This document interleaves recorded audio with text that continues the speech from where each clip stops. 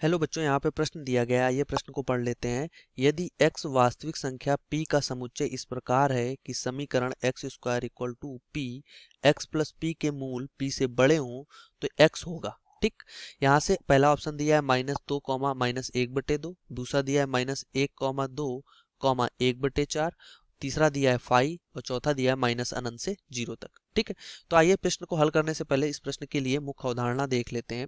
तो प्रश्न के लिए पहले हम मुख्य अवधारणा देख लेते हैं। मुख्य अवधारणा। ठीक, इस प्रश्न पर आधारित जो मुख्य अवधारणा बनती है, अगर उसकी बात करें तो एक द्विघात समीकरण मान लेते हैं कि ax square plus bx plus c equal to 0 है। ठीक, ये व्यापक द्विघात समीकरण मान लिया जिसके मूल हमने अल्फा और बीटा मान लिए कि इसके मूल जो है वो अल्फा और बीटा है। तो मूलों का योगफल जो होता है अल्फा प्लस बीटा वो तो माइनस के b/a के होता है, और मूलों का गुणनफल जो होता है अल्फा गुणे बीटा वो किसके इक्वल होता है, c/a के होता है। ठीक, ये हमारे पास मूलों का योगफल हो गया और ये हो गया मूलों का यहाँ पर गुणनफल हो गया। ठीक, अब क्या कह रहा है कि यदि यक्स वास्तविक संख्या p का समुच्चय है कि समीकरण के मूल p से बड़े हों। ठीक है, तो हमारे पास जो समीकरण के मूल हैं वो हमारे पास क्या है, वो p से बड़े हैं। तो समीकरण के मूल हमने क्या माने, अल्फा और बीटा, मतलब अल्फा भी p से बड़ा है और बीटा भी p से बड़ा है। तो आइए पहले प्रश्न का समीकरण लिख लेते हैं। यहाँ पर अगर समीकरण लिखें तो ये दिया गया है x square equal to p x plus p, ये हमें यहाँ पर समीकरण दिया हुआ है। ठीक, इस समीकरण को क्या करते हैं, पहले p को इसको हम इस तरफ लाते हैं तो एक्स स्क्वायर माइनस का p x प्लस p हो गया और ये इक्वल टू 0 हो गया। ठीक, अगर यहाँ से इनके लिए पहले हम क्या करें, मूलों का योगफल और गुणनफल मान लें।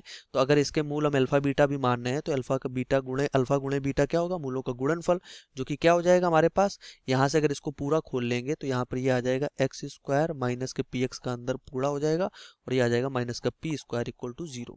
तो अल्फा गुणे बीटा होता है c/a, तो c तो हमारे पास है माइनस का पी स्क्वायर, a की वैल्यू है 1, कोई दिक्कत नहीं। तो यहाँ से हो गया अल्फा प्लस बीटा, अगर देखें मूलों का योगफल तो ये क्या आ जाएगा, माइनस का b/, माइनस b की जगह माइनस p लिखा है तो केवल p आ जाएगा। ठीक, ये आ गया मूलों का गुणनफल p स्क्वायर और ये आ गया केवल p जो मूलों का योगफल है। अब ये बात कह रहा है कि दोनों मूल p से बड़े हैं, मतलब कि अल्फा भी p से बड़ा है। ठीक है, पहले हम बात कर लेते हैं अल्फा की। अल्फा भी हमारे पास क्या है, p से बड़ा है। ठीक, और बीटा भी p से बड़ा है। ठीक, बीटा भी p से बड़ा है, तो ये हो जाएगा अल्फा माइनस p बड़ा है p से, और बीटा माइनस p ये भी बड़ा है किससे, यहाँ से इक्वल टू, इधर बड़ा है 0 हो जाएगा ना, p इधर लाएंगे तो यहाँ पे ये 0 हो जाएगा, ये 0, और बीटा माइनस p ये भी बड़ा हो जाएगा 0 से। अब हम क्या करते हैं, ये दोनों असमिकाओं का, इसको असमिका 1 दे देते हैं, इसको असमिका 2 दे देते हैं, और असमिका 1 का 2 में गुणा कर देते हैं। ठीक, तो ये हो जाएगा अल्फा माइनस p और ये हो जाएगा बीटा माइनस p। ठीक, दोनों बड़े हैं हमारे पास किससे, 0 से। ठीक, अब यहाँ से क्या करते हैं, अंदर आपस में इनमें गुणा कर लेते हैं। तो अगर हम गुणा करेंगे तो हमारे पास आ जाएगा अल्फा p। ठीक, हमारे पास एक आ जाएगा अल्फा बीटा, पहला बनेगा अल्फा बीटा, क्योंकि यहाँ से जब हम गुणा कर रहे हैं, पीछे एक बार देख लेते हैं, अल्फा का बीटा में कर रहे हैं तो अल्फा बीटा आ जाएगा। ठीक, फिर आ जाएगा माइनस अल्फा p, फिर आ जाएगा माइनस का यहाँ से बीटा p और प्लस का p स्क्वायर, और ये बड़ा है 0 से। ठीक, अब यहाँ से इसमें हम क्या करते हैं, अल्फा बीटा तो ऐसे रहने देते हैं, यहाँ से हम क्या करेंगे, अगर हम देखें तो p कॉमन मिल जाएगा माइनस का, तो ये हो जाएगा अल्फा प्लस बीटा और प्लस का p स्क्वायर, ये बड़ा है 0 से। अब ये अल्फा बीटा क्या लिखा है, मूलों का गुणनफल, और अभी मूलों का गुणनफल हमने निकाला था, क्या आया था, माइनस का p स्क्वायर, इसकी जगह लिख दो माइनस का p स्क्वायर। ये माइनस p हो गया, अल्फा प्लस बीटा आया था प्लस का p, तो p हो गया प्लस का p स्क्वायर, बड़ा है 0 से, तो माइनस पी स्क्वायर, ये भी हो जाएगा माइनस पी स्क्वायर प्लस का पी स्क्वायर, बड़ा है 0 से।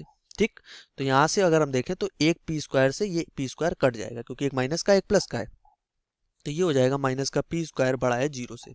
अब अगर माइनस से हम गुणा कर देंगे तो असमिका का चिन्ह परिवर्तित हो जाएगा, तो पी स्क्वायर हो जाएगा लेस देन 0। ठीक, क्योंकि असमिका का चिन्ह परिवर्तित हो जाएगा, माइनस से हमने क्या किया, दोनों पक्षों में गुणा कर दिया। तो अब एक बात बताओ यहाँ पर कि माइनस, अगर हम किसी संख्या का वर्ग करेंगे तो उसका मान कभी भी लेस देन 0 आएगा। अगर किसी भी संख्या का वर्ग करते हैं तो हमेशा वस्तु जो होता है उसका मान वो धनात्मक होता है। अगर मान देखेंगे तो हमेशा 0 से अनंत के बीच आएगा, इसके कोई भी मान होंगे वो मान कैसे आएंगे, वो हमारे पास 0 से अनंत तक के मान आएंगे। ठीक, क्योंकि हमेशा ये मान जो देगा वो धनात्मक का मान देगा, कभी ऋणात्मक का मान हमें यहाँ पर मिलेगा ही नहीं। अगर हम जीरो रखेंगे तो हमें यहाँ पर जीरो मिलेगा, नहीं तो हमें यहाँ पर क्या मिलेगा, अगर जीरो से बड़े मान रखेंगे तो हमेशा जीरो से अनंत के बीच के मान मिलेंगे। तो यहाँ से यह कथन जो लिखा है, ये कथन कैसा लिखा है, असत्य लिखा है। तो असत्य लिखा है मतलब कि हमें बीच में कोई ऐसा मान ही नहीं मिलेगा जो क्या हो, पी स्क्वायर कोई भी ऐसा मान नहीं देगा जो जीरो से छोटा हो। मतलब कि इसके समुच्चय में कौन से मान मिलेंगे, हमें फाइव मिलेगा, मतलब कि रिक्त समुच्चय मिलेगा, कोई ऐसा अवयव हमें यहाँ पे नहीं मिलेगा। तो ये क्या होगा, रिक्त समुच्चय।